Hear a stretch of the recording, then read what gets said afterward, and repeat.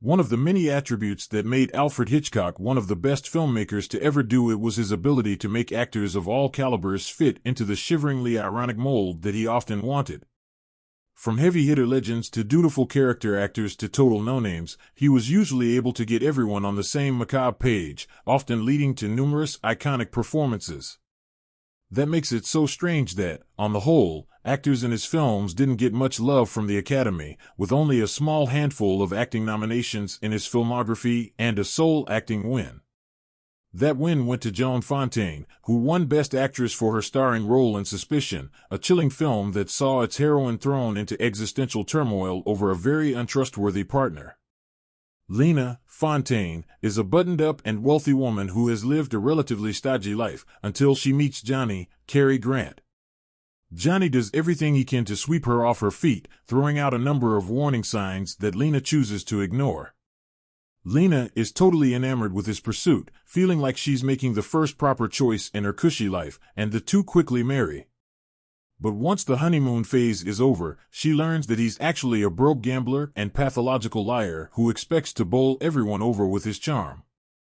Worse yet, she starts spotting hints that he may have nefarious plans to kill her for her money, but is she just overthinking this? It becomes a battle of wills between her newly rediscovered heart and her survival instincts that are constantly at work behind her eyes. What's most surprising about Fontaine's performance is how little it fits the standard mold of an Oscar-worthy performance. Bereft of any scene-stealing monologues or complicated progression, Lena is a woman who keeps even her most extreme anxieties and paranoia close to her chest, filtering every emotion through her pensive eyes. Everything about her is communicated through how frequently her eyes show you what's really going on, while her body remains reserved and her face tends to try to reflect what the given social situation expects of her. Most of the film is a rather slow build-up towards a relatively brief climax, so the majority of the film's tension comes from how Fontaine is intently watching herself as she watches every move Johnny makes, as she's trapped in a silent scream of confusion. She knows she's smart enough to notice the red flags that Johnny keeps presenting, but she believes so strongly in her love for him, and she desperately doesn't want to give up on that. But the nagging doubt still lingers underneath all her efforts at projecting the domestic bliss she clearly craves. But oh, how deeply she craves, and how nakedly. Hitchcock's films love to explore how people's secret desires dominate their rational behavior, and Fontaine's performance is so riveting for how she straddles the melting line between demure restraint and erotic abandon. While displaying no overtly sexual actions, it's clear how Lena lets her love for Johnny wash over her and leaves her in a haze. Every lie she discovers shakes her to her core and punctures the puppy love she's eager to lap up, her newly awoken desire clashing with Johnny's rapacious duplicity. Unlike most of the typical Hitchcock blondes, Lena remains entirely sympathetic and easy to read, taken across a wider spectrum of emotional vulnerability than Hitch usually showed interest in. Rather than being positioned as an object of male hunger, Fontaine is made to be an empathetic exposer of masculine incompetency, detailing a saga of internal torture just in her prolonged stare at Johnny bringing her a glass of milk.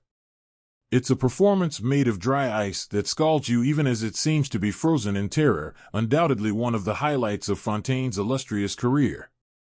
In understanding why this would be the sole performance in an Alfred Hitchcock film to win an Oscar, it's important to note how Joan Fontaine was being propped up by Hollywood as one of its newest stars. The Oscars have a habit of awarding Best Actress Oscars to younger actresses who have announced themselves as newly minted stars, and the Academy crowns them as such with an Oscar. You can see instances of this as recently as Emma Stone's first win for La La Land and Brie Larson's win for Room, and Fontaine fit that bill to a T. Having made a name for herself the year prior in Hitchcock's Best Picture-winning Rebecca, which she was also nominated for, Fontaine got the best reviews of her young career for playing Lena. By reteaming with Hitchcock with Suspicion, she showed how far she'd come as an actress in just 1 year, and was rewarded with the industry's top accolade, which she capitalized on flawlessly. In the next few years, she'd star in some of the biggest movies of her career, with titles like The Constant Nymph, Jane Eyre, and Letter from an Unknown Woman, all in the 1940s alone. All roles that explore the dangers of letting love dominate your field of vision. none of which she'd be able to create without her being the only person to win an Oscar under the direction of someone who should have won multiple Oscars. Suspicion is available to rent on Amazon in the US.